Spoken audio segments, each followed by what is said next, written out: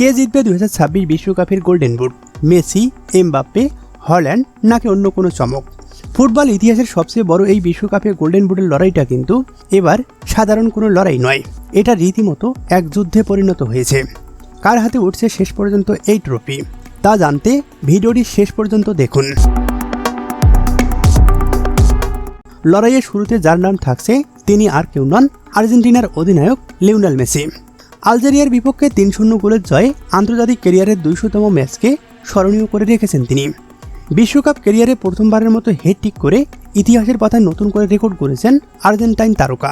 শুধু তাই নয়, বিশ্বকাপে নিজের গোল সংখ্যা 16তে পৌঁছে দিয়ে জার্মান কিংবদন্তি মিরোস্লাভ ক্লোসার সর্বোচ্চ গোলের বিশ্ব রেকর্ড স্পর্শ করেছেন তিনি। এরপরে যার নাম থাকছে তিনি ফ্রান্সের গোল মেশিন কিলিয়ান এমবাপ্পে। 2022 কাতার বিশ্বকাপে 8 গোল করে গোল্ডেন বুটটা নিজের করে নিয়েছিলেন তিনি। এবারও ফরাসি এই গতিদানব আছেন ক্যারিয়ারের সেরা ছন্দে। বক্সে তার গতি আর নিখুঁত ফিনিশিং প্রতিপক্ষ ডিফেন্ডারদের জন্য এক জীবন্ত দুঃস্বপ্ন। এমবাপ্পে কি পারবেন পরপর 2 বিশ্বকাপে বুট জিতে ইতিহাস গড়তে? এরপরে আসছেন সেই গোল মেশিন, যাকে থামানোর কোনো ফর্মুলা এখনও ডিফেন্ডাররা খুঁজে পায়নি। তিনি আর্লিং হাল্যান্ড।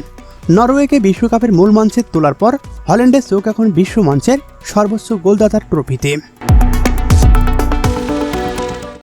এবার নজর দেওয়া যাক হেক্সা মিশনের খোঁজে থাকা ব্রাজিলের দিকে।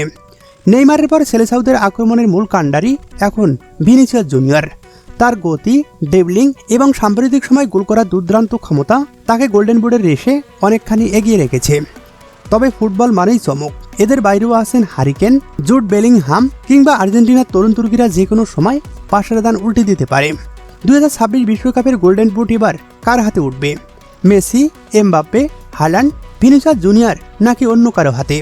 ঝটপট জানিয়ে দিন আপনার মূল্যবান মতামত।